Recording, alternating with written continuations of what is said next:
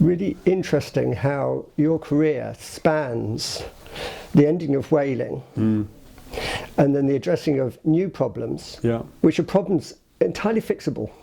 Entirely fixable. Right. And isn't it ironic that your measuring of time to death brings you to this point that the acute animal welfare thing is the way these animals are dying. Right. And they take a long time to die, don't they?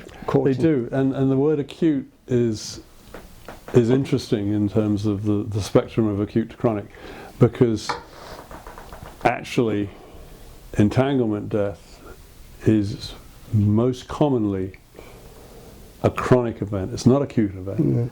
And you know, vessel strikes are usually acute.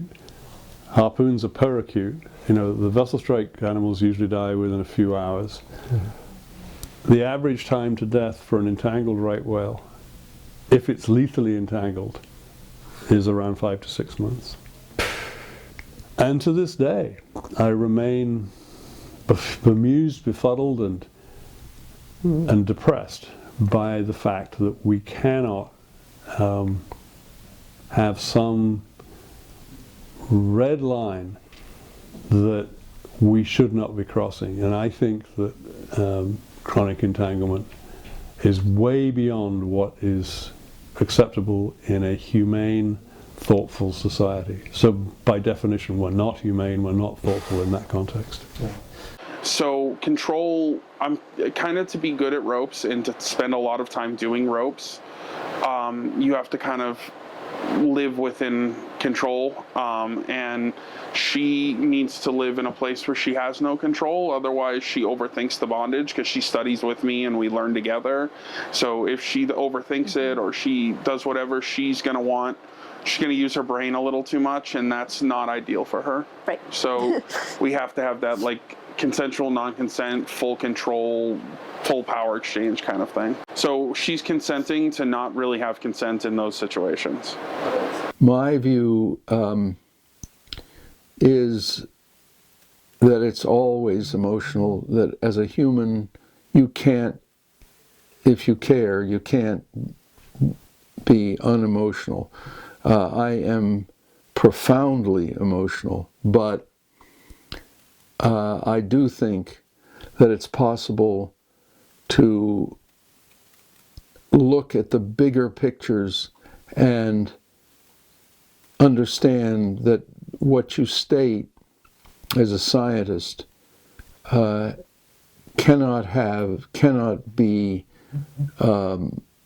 diluted by emotion. It's one of the hard things that scientists do. So many of them say, we can't be emotional about this. I can do my science that's like an arrow, and that the trajectory of that arrow is very straight and is not influenced by the winds of emotion. But that's the presentation. If I were not emotional, I don't know if I would have done any of the disentanglement work. And that's the second half of what we talked about, which is the issue of the endangered species. Why do we worry about endangered species? Let them go. There have been lots of extinctions in this world.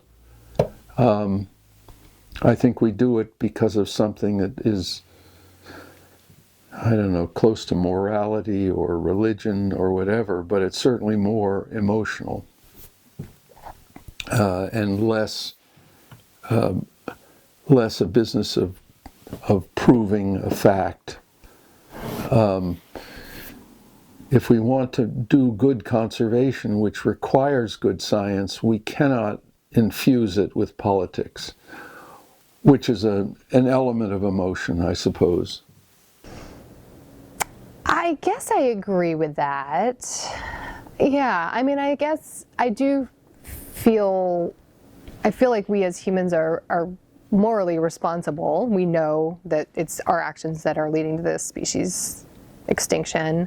And so, yeah, I mean, I do feel like we have a moral obligation to prevent that from happening. And